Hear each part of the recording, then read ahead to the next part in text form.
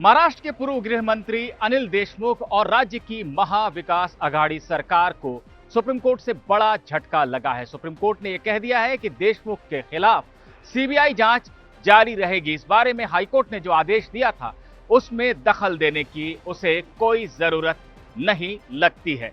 कायदा कानून के इस वीडियो में बात इसी मामले की। मुंबई के पूर्व पुलिस कमिश्नर परमबीर सिंह ने अनिल देशमुख पर यह आरोप लगाया था कि गृह मंत्री के पद पर रहते हुए उन्होंने पुलिस अधिकारियों को 100 करोड़ रुपए हर महीने उगाही करने का निर्देश दिया था, उनसे वसूली के लिए कहा था।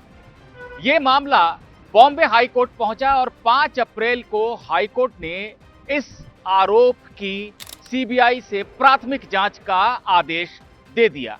इसके खिलाफ महाराष्ट्र सरकार और अनिल देशमुख ने सुप्रीम कोर्ट का दरवाजा खटखटाया और तमाम तरह की तकनीकी दलीलें दी। महाराष्ट्र सरकार की तरफ से वरिष्ठ वकील अभिषेक मनु सिंघवी ने कहा कि इस मामले में राज्य सरकार ने अपनी तरफ से एक आयोग का गठन कर दिया था।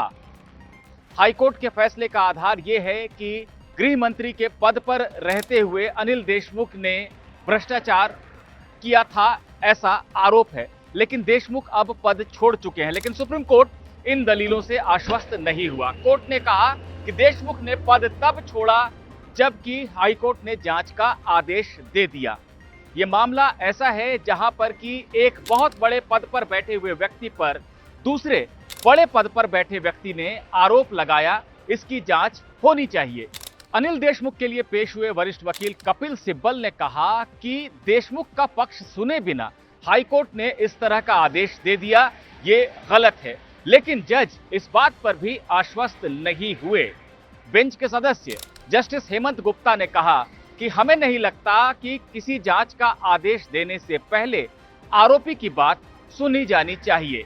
सिब्बल ने जवाब में कहा कि फिर तो ऐसा नियम बना देना चाहिए कि अगर एक बड़े पद पर बैठा व्यक्ति दूसरे बड़े पद पर बैठे व्यक्ति पर कोई आरोप लगा दे तो कोई सुनवाई नहीं होगी, सीधे जांच का आदेश दे दिया जाएगा। क्या सुप्रीम कोर्ट ऐसा नियम बनाएगा? मैं जानता हूं कि सुप्रीम कोर्ट ऐसा नियम नहीं बनाएगा क्योंकि ऐसा करना गलत होगा। कोर्ट ने जवाब दिया कि हम सिर्फ यही उम्मीद कर सकते हैं कि भविष्य में डीजीपी स्तर का कोई अधिकारी गृह मंत्री पर इतने संगीन आरोप न लगाए। जजों का रुख साफ हो जाने के बाद भी कपिल सिब्बल जिरह करते रहे। उन्होंने आखिरी कोशिश करते हुए कहा कि मामले को वापस हाईकोर्ट में भेजा जाए और हाईकोर्ट से कहा जाए कि अनिल देशमुख का भी पक्ष सुनने के बाद ही जांच से जुड़ा कोई आदेश दिया जाए। लेकिन जज इस दलील से भी आश्वस्त नहीं हुए। मामले में परमबीर सिंह की तरफ से मुकुल रोहतगी और वकील जयश्री ठाकुर की तरफ से वरिष्ठ वकील हरीश साल्वे पेश हुए थे, लेकिन उन्हें जिरह करने की जरूरत ही नहीं पड़ी। आखिरकार बेंच के अध्यक्ष जस्टिस संजय किशन कौल ने यह आदेश लिखवाया। मामला बड़े पद पर बैठे दो लोगों से जुड़ा हुआ है। लोगों का भरोसा सिस्टम में बना रहे, इसलिए निष्पक्ष जांच जरूरी है। हम नहीं समझते कि सीबीआई को प्राथमिक जांच सौंपकर हाईकोर्ट ने कोई गलत आदेश दिया है। हम हाईकोर्ट के आदेश में दखल नहीं देंगे। महाराष्ट्र सरकार और अनिल देशमुख की याचिका खारिज की जाती है। इस आदेश का यह साफ मतलब है कि अनिल देशमुख के खिलाफ सीबीआई की प्राथमिक जांच जारी रहेगी। कपिल सिब्बल ने सुनवाई के दौरान ये दलील देने की भी कोशिश की कि राज्य के दूसरे मंत्रियों पर भी अब इसी तरह के आरोप लगने शुरू हो गए हैं और एक साजिश की तरह ये सारी बातें लगती है। लेकिन कोर्ट इन बातों से बिल्कुल आश्वस्त नहीं हुआ और देशमुख और महाराष्ट्र सरकार की याचिका को खारिज कर दिया।